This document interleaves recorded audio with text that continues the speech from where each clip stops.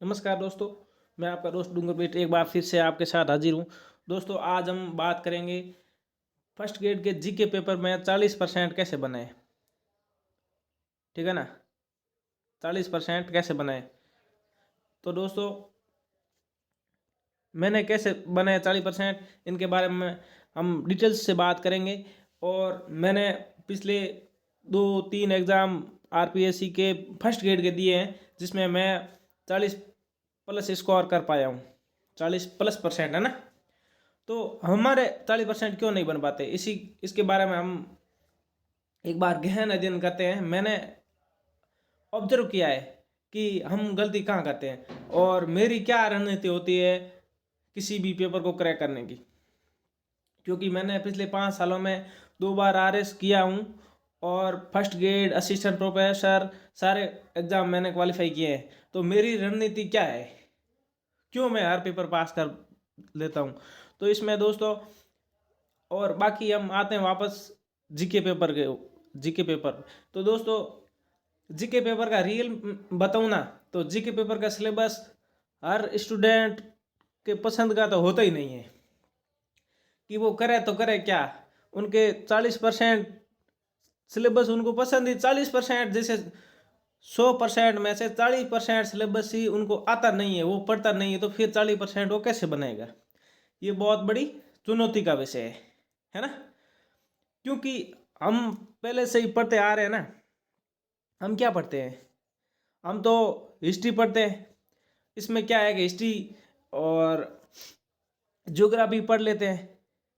History और geography अब दो ही तो सब्जेक्ट हुए, हिस्ट्री और ज्योग्राफी। उनको देखो, हिस्ट्री के 15 क्वेश्चन पूछते हैं, ज्योग्राफी के 5 करके, 5 या 7 करके, हम देखो कितने कितने क्वेश्चन हो गए, यानी 20-22 क्वेश्चन की तैयारी होती है। बाकी सब्जेक्ट है ना, उनमें हम क्या करते हैं, टालम टोली करते हैं, है ना। देखो, साइकोलॉजी अभी जोड़ा है जीके पेपर के अंदर, और मैनेजमेंट है। तो हम है ना, पीछे वाले सब्जेक्ट को धीरे धीरे छोड़ना ही शुरू कर रहे हैं। क्योंकि मैथ्स को तो सब लोगों ने छोड़ छोड़ रखा था, और इंग्लिश को भी छोड़ रखा था, है ना। और ये तो टोटली छोड़ रखा था, लेकिन साथ में ना रीजनिंग को उन्होंने ये सोच रखा है कि हम रीजनिंग भी कर लेते हैं ना, इतने कमज़ोर तो हम है नहीं। तो वो रीजनिंग को भी नहीं पढ़ते, एग्जाम टाइम ही पढ़ते हैं। और साइकोलॉजी पहले से ही सिर दर्द हो रखी थी, वो जीके पेपर में आ गई तो और समस्या हो गई। और अब की बार ऐसा किया है कि कोई डिवाइडेशन नहीं किया, अंक बाहर नहीं दिया कि इतने क्वेश्चन हम ऐसे करना है, तो और भी समस्या हो गई, है ना। तो टॉप करने के लिए मेरी रणनीति हमेशा रही है, मेरी रणनीति क्या रही है कि मैं ना वो सब्जेक्ट पढ़ता हूँ जो कोई नहीं पढ़ता है ना। जैसे मैं आर्ट्स बैकग्राउंड से हूँ, पॉलिटिकल साइंस से हूँ, तो है ना, मैंने हमेशा छोड़ रखी थी, है ना, सिर्फ ओनली मैथ छोड़ी थी। मैं इंग्लिश पढ़ता हूँ, साइंस पढ़ता हूँ, रीजनिंग पढ़ता हूँ और मैनेजमेंट पढ़ता हूँ, लेकिन हिस्ट्री ज्योग्राफी पॉलिटी तो मेरा सब्जेक्ट है, हिस्ट्री ज्योग्राफी तो हमेशा पढ़ता ही हूँ।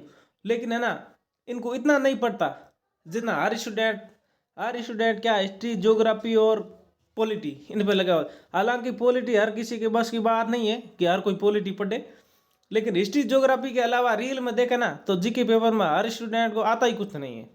क्यों नहीं आता, कि वो बाकी सब्जेक्ट तो पढ़ता ही नहीं है। भाई साहब, जीके पेपर के अंदर आपको 40% बनाने हैं ना, तो आप क्या क्या पढ़ोगे, आपको क्या नहीं छोड़ना है। आप इंग्लिश नहीं छोड़ोगे, और आप साइंस नहीं छोड़ोगे, आप मैनेजमेंट पढ़ोगे, जिसके अंदर हमारी एक्यूरेसी होनी चाहिए, एक्यूरेसी खतरनाक तैयारी होनी चाहिए। इसमें हम मैथ्स को छोड़ सकते हैं। अभी काफ़ी मैंने देखा है, काफ़ी गुरुजन लोग बोल रहे हैं कि आप मैथ्स को कर सकते हो। भाई साहब, कर सकते हो अगर आप कर पा रहे हो तो। मैंने तो नहीं की और मैं नहीं कर पाया, लेकिन मैं बाहर नहीं हुआ, मैथ्स की वजह से मैं बाहर नहीं हुआ। देखो, इसका मतलब ये थोड़ी है कि 75 में से मैथ्स की 50 क्वेश्चन पूछ लेंगे। क्वेश्चन तो 10 ही पूछेंगे ना, हाईएस्ट। अभी डिवाइडेशन नहीं किया, लेकिन ऐसा नहीं हो सकता, है ना। मैथ्स को हम छोड़ सकते हैं, लेकिन इंग्लिश है, साइंस है, रीजनिंग है और हिंदी है, इनको तो आपको पढ़ना ही पढ़ना पड़ेगा। और जीके पेपर में देखो, टेस्ट सीरीज दो जीके में। मैं जीके में टेस्ट देता था और मैं देखता था कि एनालिसिस करता था कि कौन सा सब्जेक्ट कमज़ोर है। और मैं विशेष कर है ना, जैसे साइंस है, हिंदी है, मैनेजमेंट है, जो है ना हर कॉम्पिटिटिव एग्जाम का स्टूडेंट है ना वो नहीं पढ़ता, मैं वो पढ़ता हूँ। इसलिए है ना टॉपर क्यों कहलाते हैं हम? टॉपर के लिए रणनीति यही होती है कि टॉपर वो करता है जो कोई नहीं करता, इसलिए वो टॉपर पहुंचता है। हम क्या करते हैं, साइड में तैयारी करते रहते हैं, पटवारी दो, वीडियो दो, ग्राम से ये सब पेपर देते रहते हैं। जो हमारा सही पोर्शन होता है ना वो हम देते नहीं है। तो समस्या यहाँ खड़ी हो जाती है। आप ऐसा करो, जो सब्जेक्ट है ना आपने पिछली बार छोड़ रखा था ना, अब की बार उनको घोट लेना। आपको है ना 40% क्या, आप 80% बना लोगे। मैं दावा करता हूं, मैंने किया है। आप मेरा स्कोर कार्ड देख सकते हो। मैंने RS प्री में अब की बार 71 मेरिट थी जनरल की, मेरे 102 नंबर है। क्यों? क्योंकि मैंने वो सब्जेक्ट पढ़ा हूं जो किसी ने नहीं पढ़ा। क्योंकि दोस्तों देखो, करंट अफेयर है, करंट अफेयर आजकल इतना चुनौतीपूर्ण आता है, हर स्टूडेंट नहीं कर पाता, लेकिन मैं हमेशा जिद्दी रहा हूं। मैं वो चीज़ पढ़ता हूँ जो कोई नहीं पढ़ता। क्योंकि करंट अफेयर है ना, लास्ट में स्टूडेंट सिर्फ मैराथन क्लास दे के आते हैं और 1 या 2 बार पढ़ लेते हैं, फिर कहते हैं कि यार इतना टफ आ रहा है। अरे भाई, तूने खुद पढ़ा ही नहीं। अगर किसी भी सब्जेक्ट में आपको टॉप करना है ना, तो उस सब्जेक्ट पर आपको सेल्फ स्टडी करनी होगी। आपको किसी टीचर पर या डिपेंड नहीं होना है ना, आप खुद मेहनत करोगे। उसमें आपकी मेहनत और लगन होनी चाहिए, आपको खुद लगन होनी चाहिए, आपको खुद की रुचि होनी चाहिए कि मैं है ना अब की बार साइंस में इतने क्वेश्चन करूँगा, और मैनेजमेंट, हिंदी, इनमें है ना आप एक टारगेट सेट करना कि मुझे इतने क्वेश्चन तो करने ही करने हैं। बाकी ज्योग्राफी, मैनेजमेंट ये तो सबको ही पड़ता है, क्योंकि बाकी में डरे हुए हैं कि इसमें तो पूरे में पूरे करना है। लेकिन आपको सोचना है कि बाकी सब्जेक्ट है ना उसके अंदर आपको 100% देना है, ताकि आप 100% नहीं ला पाओगे ना तो भी आप है ना जीके पेपर में बाहर नहीं होगे। और दोस्तों, खेल जीके पेपर का ही है। अभी देखो ना, इतनी कम मेरिट रहने की वजह सिर्फ जीके पेपर है, और जीके पेपर में किसी ने ढंग से तैयारी नहीं की कि हम तो यार आर्ट्स बैकग्राउंड से है, जीके पेपर तो हमारा हो जाएगा।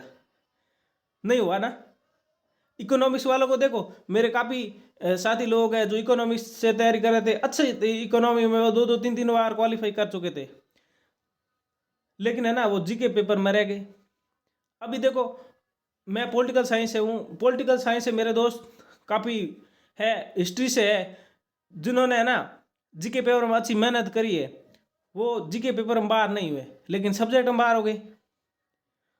तो मैं मानता हूँ सब्जेक्ट में बाहर हुए ना, उनको जैसे गिल्टी फील नहीं होनी चाहिए, लेकिन साला जीके पेपर में बाहर कैसे हो गई, ये चुनौती का विषय है। अभी देखो, RS प्री मैंने 2-3 बार किया है, तो मैं ना कोई भी जीके पेपर में आज तक बाहर नहीं हुआ, क्योंकि हमें वहाँ रणनीति बनानी होती है कि बाकी स्टूडेंट क्या पढ़ रहे हैं, हम क्या पढ़ रहे हैं, है ना। तो आप समझ रहे होंगे कि मैं आपको क्या समझा रहा हूँ। और दोस्तों, आप कमेंट जरूर करना आपको कैसा लगा। Thank you.